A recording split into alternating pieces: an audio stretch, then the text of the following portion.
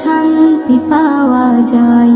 কোরআন মধুর বাণী আমি যখনই শুনি আমার মন ভরে যায়।